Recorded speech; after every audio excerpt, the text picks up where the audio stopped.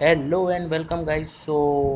आज हम आपके लिए लेके आ चुके हैं डीएसए लीड कोड का रोड मैप, जिसमें से आपको कैसे प्रॉब्लम सॉल्व करनी है एंड कैसे आपको डीएसए का पूरा स्ट्रक्चर समझना है कि क्या क्या मेरे को पढ़ना इनफ रहेगा। ठीक है। सो आज हम इसी टॉपिक पे बात करने वाले हैं, जो कि आप दे सकते हो।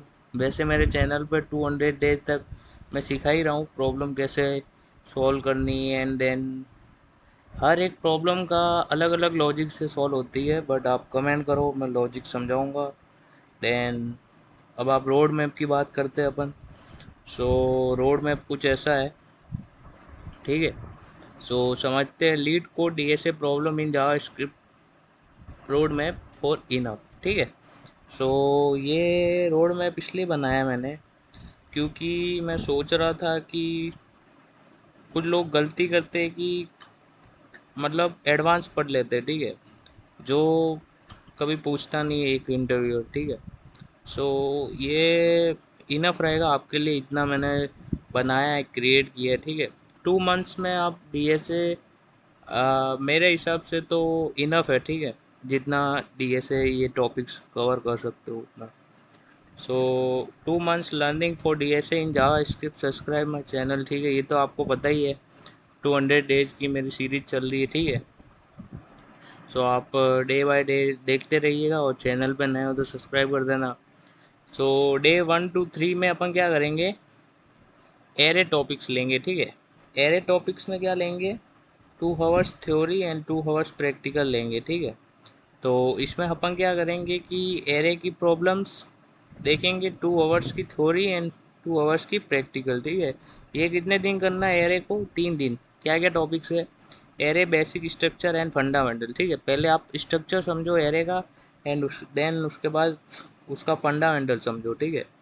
एंड एरे डिफाइन सिंटैक्स, बोले तो एरे को, एरे का सिंटैक्स क्या रहता है। ठीक है। डिफाइन करते हैं अपन एरे को, तो उसका सिंटैक्स क्या रहेगा, ये बहुत मोस्ट ऑफ द इंटरव्यूअर पूछते ही है। ठीक है। ये भी पूरा पढ़ने का। And most of the uses, ये जो इसकी मेथड्स है ये ज़्यादा यूज़ होती है, map, filter, reduce, push, pop. ठीक है। सो आप इसके एडवांस भी पढ़ लेना फीचर्स। एडवांस भी मेथड दे रखी है एरे की।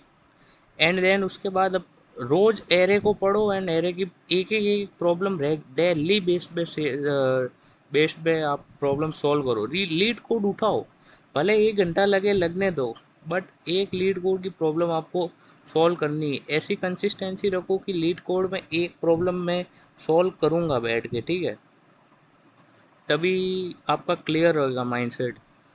भले आपको पहले दिन में इजी प्रॉब्लम उठाओ, एकदम इजी टू इजी। मैंने कैसे बेसिक टू इजी से इजी सॉल्व करवा रहा हूँ। फिर उसके बाद मैं मीडियम लेके आऊँगा, फिर उसके बाद हार्ड लेके आऊँगा। ठीक है। सो फिर उसके मोर देन इनफ है इतना। इतना आप पढ़ लोगे टॉपिक्स, बहुत मोर देन इनफ है बस। हाँ, फिर उसके बाद 3 to 6 डे तक अपन को क्या करना है, तीन 3 दिन तक अपन को क्या पढ़ना है, स्ट्रिंग। ठीक है। मोस्ट ऑफ द केसेस में इंटरव्यू स्ट्रिंग के भी क्वेश्चन उठाता है, जो पूछता है टू स्ट्रिंग का बेसिक स्ट्रक्चर ये सेम पढ़ लेना, डिफाइन सिंटेक्स पढ़ लेना। ठीक है। स्प्लिट, लेंथ, जॉइन, ये टू स्ट्रिंग पढ़ लेना। ठीक है। आ, ये क्या बोलते हैं, इसमें स्ट्रिंग में आप ये देख लेना कि join method and reverse method वगैरह। आई थिंक मेरे हिसाब से जितना यूज़फुल है उतना, अगर अपन प्रॉब्लम सॉल्व कर रहे हैं ना डीएसए की, तो उसमें मोस्ट ऑफ द केसेस में अपन ये यूज़ कर रहे हैं ना। सो स्ट्रिंग का आप पढ़ लेना। ठीक है। ये बेसिकली इतना दे रखा है। ठीक है। एंड उसके बाद डे 6 to 10 तक क्या करना है, 2 आवर्स से टू, ये regular 2 hours theory and practical तो करना ही है। देन उसके बाद लीड कोड का 1 आवर्स तक प्रॉब्लम भी सॉल्व करनी है। ठीक है। ये 1 आवर्स तक प्रॉब्लम भी डेली बेस पे सॉल्व करनी है लीड कोड की। ठीक है। एंड स्टैक स्टैक आ जाएगा 6 से 10 डेज तक पे। तो स्टैक में अपन को लीफो पढ़ लेना है। ठीक है। Push, pop, pick, is empty, is full. ठीक है। ये आया लीड कोड की प्रॉब्लम सॉल्व करना, ये मोर देन इनफ रहेगा। स्टैक में लिंक लिस्ट में भी सेम ऐसा रहेगा। लिंक लिस्ट में भी बेसिक नॉलेज सिंटैक्स पढ़ लेना, सिंगली डबली एंड सर्कुलर पढ़ लेना, ठीक है। एंड रेगुलर बेस पे रीड कोड की प्रॉब्लम सॉल्व करना, one by one regular, more than enough है इतना। डेट 14 टू 18 में अपन को क्यू पढ़ना है, ठीक है। 14 टू 18 में क्यू पढ़ना, तो क्यू का इतना फीपो लर्निंग सर्कुलर वगैरह इतना पढ़ लेना, प्रायोरिटी क्यू वगैरह इतना सब कुछ पढ़ लेना, ठीक है। ये मोर देन इनफ रहेगा, इतना तो पढ़ लेना इतना, ठीक है।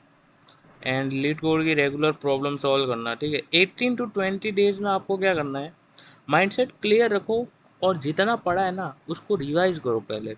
मतलब समझ रहे हो आप, जो 14-18 डेज तक आपने जितना पढ़ा है ना, ये सब आप पहले रिवाइज करो मन में, ठीक है। जैसे कि लाइक मैंने एरे पढ़ा, स्ट्रिंग पढ़ा, स्टैक पढ़ा, क्यू एंड लिंक्स पढ़ा ना, सो उसको आप रिवाइज करो, ठीक है। रिवाइज करने के बाद उसके बाद जो प्रॉब्लम्स को समझो and LeetCode, HackerRank, GFG, other जो भी प्लेटफॉर्म्स पे आप जिस पे सॉल्व करते हो, ठीक है। सो उस पे आप प्रॉब्लम सॉल्व करो, ठीक है। एक प्रॉब्लम बेसिकली तो आप इजी उठाओ, एंड देन उसके बाद आपको लगे कि हाँ मैं सॉल्व कर पा रहा हूँ, सो आप फिर मीडियम उठाओ, फिर उसके बाद देन आप हार्ड उठाओ। तो ऐसे प्रॉब्लम सॉल्व करो, ठीक है। एंड उसके बाद आप खुद से ड्राई रन करो, ठीक है। एक एक प्रॉब्लम और समझो प्रॉब्लम प्रॉब्लम को कि प्रॉब्लम कैसे सॉल्व होगी, फिर उसके बाद प्रॉब्लम को समझो, एंड देन उसके बाद हर प्रॉब्लम का लॉजिक खुद से सोचो कि इसमें लॉजिक कैसे होगा। यहाँ तक मैंने बोला है, यहाँ तक मैं लीड में जो डीएसए की सीरीज में बोलता हूँ ना, वो यहाँ तक भी अप्लाई हो रहा है, ठीक है। खुद से पहले सोचो ना प्रॉब्लम कि कैसे लॉजिक बैठेगा इस पे क्या आएगा, ठीक है। सो आप पहले खुद से उसका लॉजिक बनाओ, ड्राई रन करो, पेन लो, कॉफ़ी लो, हाथ उठाओ। एंड मैं तो हुई हूँ इस चैनल पे, तो आप सीख सकते हो मेरे से। आप बोलो जेएस का कोर्स लाऊंगा, आप बोलो तो इस पे भी बना दूंगा मैं वीडियो, ठीक है। इसकी भी प्लेलिस्ट में बना दूंगा डे बाई डे, ठीक है। आप कमेंट करो मेरे को, चैनल पे नए हो तो सब्सक्राइब भी कर देना। देन कहाँ थे अपन, देन फिर एल्गोरिथम सोचने की बात। पता है आपको एल्गोरिथम ये वन बाय वन ऐसे ऐसे सॉल्व करो, ठीक है। जिससे क्या होगा कि आपका माइंडसेट क्लियर रहेगा कि हाँ अब मेरे को वेरिएबल डिफाइन करना है, ये सब एल्गोरिथम में ऐसा करता है, ठीक है। सो बड़े इंडस्ट्रीज वगैरह में जो कोई भी एप्लीकेशन या वेबसाइट बिल्ड होती है ना, उसमें एल्गोरिथम लगाई जाती है। जो पहले एल्गोरिथम बनती है, उसके बाद प्रोजेक्ट आता है, ठीक है, एज ए एम्प्लॉय के पास। तो वो एम्प्लॉय फिर समझता है प्रोजेक्ट को, ठीक है। सो सेम डीएसए की, आप सोचते हो एआई जॉब खा रहा है, बट एआई को बनाया एक एल्गोरिथम पे, पता है। जो कि एल्गोरिथम ऐसी कि वन बाय वन एल्गोरिथम लिखी गई उस पर जो एआई वर्क कर रहा है, ठीक है। नहीं तो ऐसी कोई कमांड दे के एआई वर्क नहीं कर रहा है। सो उसके लिए डीएसए आना बहुत कंपल्स। अगर डीएसए आपको आती है तो भाई कसम से बता रहा हूँ, मजाक से हट के बता रहा हूँ भाई, खतरनाक लेवल का प्लेसमेंट मिलेगा भाई। सो यू प्रॉब्लम का कोड ट्राई करो, एंड एरर आए तो उसे एरर को समझो और देखो कि क्या कोड में गलती कर रहे हो, ठीक है। ये भी guys most of the cases में ये भी समझने की बात है, क्योंकि कुछ लोग क्या होते हैं कि एरर नहीं समझते, एंड देन उसके बाद direct solution paste copy paste, बस ये नहीं होता ना। खुद की एरर सोचो ना कि अपन गलती कहाँ कर रहे हैं, देन उसके बाद अपना माइंडसेट क्लियर रहेगा। फिर देन उसके बाद अगर तुम वो प्रॉब्लम सेम उठाओगे, वो प्रॉब्लम में वो गलती नहीं करोगे, ठीक है। खुद से जितना भी करोगे सो समझो और देखो क्या कोड में गलती कर रहे हो, और उसके बाद वो गलती वापस मत करो, और कोड और समझो अच्छे से, फिर प्रॉब्लम सॉल्व करो, ठीक है। देन आप 3 and 5 day all of topic की वन वन प्रॉब्लम सॉल्व करो, ठीक है। एरे, स्ट्रिंग, स्टैक, क्यू, सब की वन वन प्रॉब्लम सॉल्व करो, ठीक है। जितने भी टॉपिक्स है ना, ये सब की एक प्रॉब्लम उठाओ एंड सॉल्व करो। एंड देन उसके बाद आपको क्या करना है, फिर जंप करना आपको 25 and 30 डेज के लिए।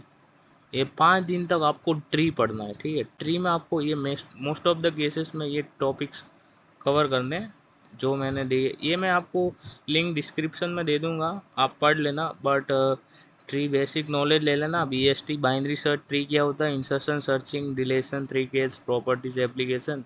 DFS पढ़ लेना, प्री ऑर्डर पढ़ लेना, in order, post order and breadth first search BFS level पढ़ लेना। लीड, इसमें भी लीड कोड की प्रॉब्लम सॉल्व करना, ठीक है।